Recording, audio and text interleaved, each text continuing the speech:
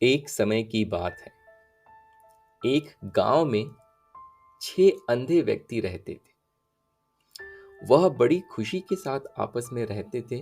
उनमें बड़ा ही आपसी मेलजोल था, भाईचारा था। एक बार उनके गांव में एक हाथी आया। जब उनको इस बात की जानकारी मिली तो वो भी उस हाथी को देखने गए।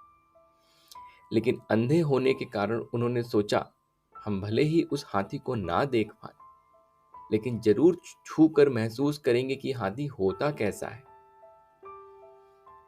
वहां पहुंचकर उन सभी ने हाथी को छूना शुरू किया। हाथी को छूकर एक अंधा व्यक्ति बोला, हाथी एक खंबे की माफिक होता है। मैं अब अच्छे से समझ गया हूं, क्योंकि उसने हाथी के पैरों को महसूस किया था। तभी दूसरा व्यक्ति हाथी की पूंछ पकड़कर बोला, अरे नहीं भाई, हाथी तो रस्सी की तरह होता है। तभी तीसरा व्यक्ति बोल पड़ा, अरे नहीं, ये तो पेड़ के तने की तरह होता है। कान को छूते हुए चौथा शख्स बोला, हाथी तो एक बड़े सूप की तरह होता है। पांचवें व्यक्ति ने हाथी के पेट पर हाथ रखते हुए कहा, हाथी तो एक दीवार की तरह होता है। छठा व्यक्ति जो सूंड को पकड़ रहा था, उसने बोला, नहीं, हाथी तो एक कठोर नली की तरह होता है। अलग अलग राय होने के कारण सभी की बहस होने लगी। सभी खुद को सही साबित करने में जुटे थे और उनकी बहस तेज होती गई और ऐसा लगने लगा कि मानो वो आपस में ही लड़ पड़ेंगे।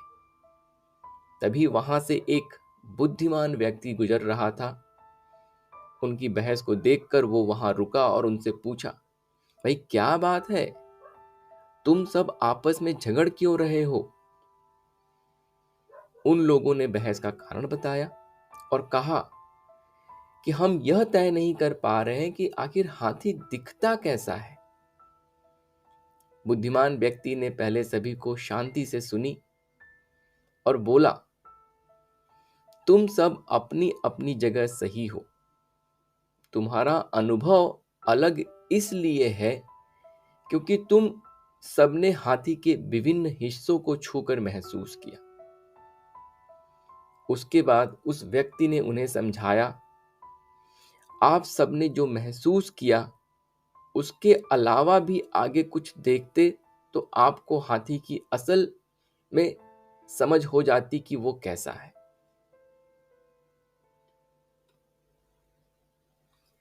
कभी कभी हम किसी की आधी अधूरी बात सुनकर बहस करने लगते हैं, खुद को सही साबित करने में लगे होते हैं, जबकि एक ही सिक्के के कई पहलू हो सकते हैं।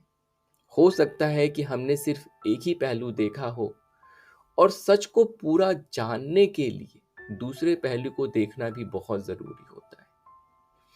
तो हमेशा चीजों को समझिए, सिक्के के दोनों पहलू को देखिए, उसको नजरअंदाज मत करिए, तब आपको पूरा ज्ञान मिलता है। जरूरी नहीं है कि जो आपको पता है वही पूरा सच हो और जो दूसरे वाले को पता है वो